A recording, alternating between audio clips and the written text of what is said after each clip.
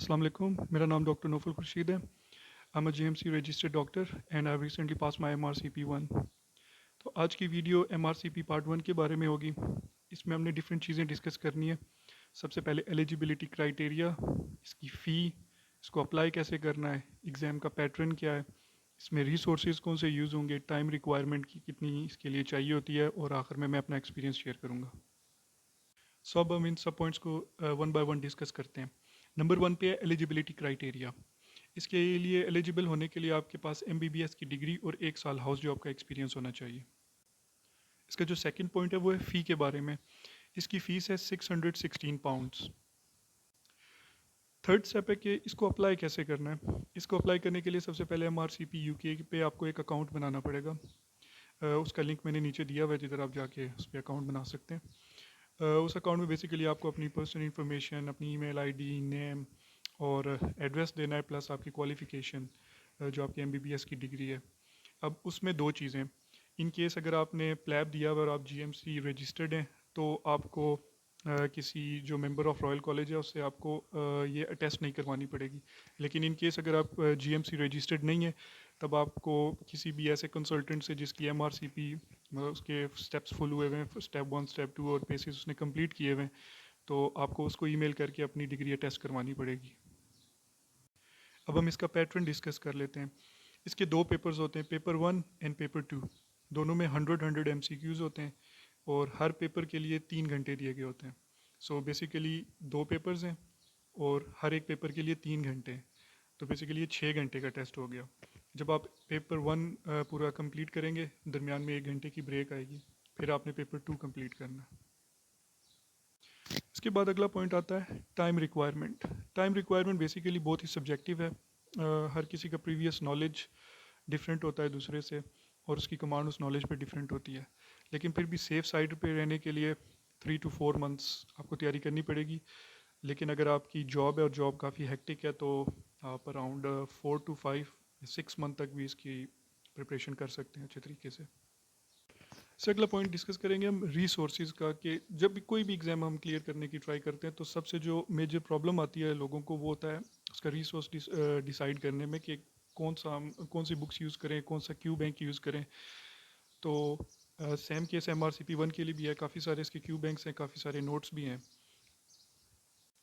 अब इन रिसोर्सेज को हम ना इंडिविजुअल बेसिस पे देख लेते हैं कि कौन सा क्यू बैंक और कौन से नोट्स बेहतर हैं, उनके क्या फ़ायदे या क्या नुकसान है। सबसे पहले हम पास मेडिसिन देख लेते हैं।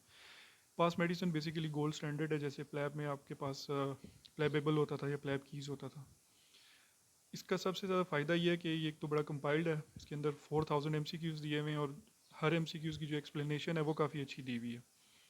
और ये चीप भी है, 35 to 45 पाउंड में ये अराउंड 4 मंथ की सब्सक्रिप्शन मिल जाती है। तो ये इसका मेन एडवांटेज है। सेकंड पे है पास टेस्ट। अब पास टेस्ट का एडवांटेज ये है कि इसके अंदर उन्होंने पास पेपर्स भी इंक्लूड किए हुए जो पास मेडिसिन में नहीं है। और दूसरा इसके अंदर जो आपकी एमसीक्यूज़ की लाइब्रेरी है वो भी ज़्यादा है, इसमें अराउंड 6000 एमसीक्यूज़ ऐड हैं। लेकिन दूसरी साइड पे थोड़ा सा एक्सपेंसिव है। दूसरी चीज़ पे नोट्स। अभी इसमें दो रिकमेंडेड नोट्स हैं नोट्स जो अराउंड 2000 पेजेस की एक बुक है, और स्टेप अप फॉर एमआरसीपी 1। ये दो नोट्स हैं।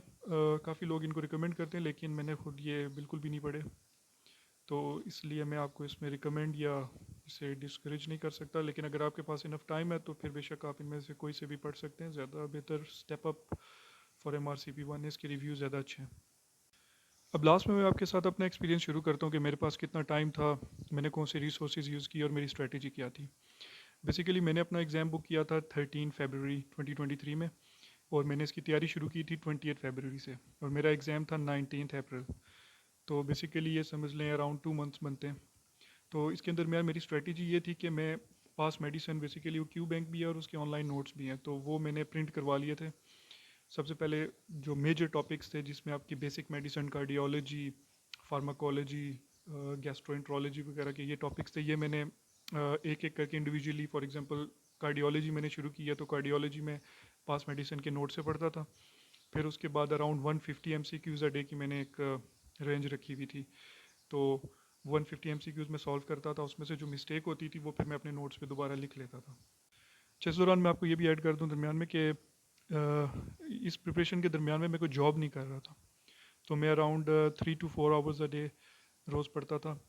और जहाँ तक रिवीजन का रिलेशन है, कुछ टॉपिक्स की मैंने जो रिवीजन है वो 2 बार कंप्लीट कर ली थी, और उनमें से कुछ पूरी तरह से नहीं कर सका था।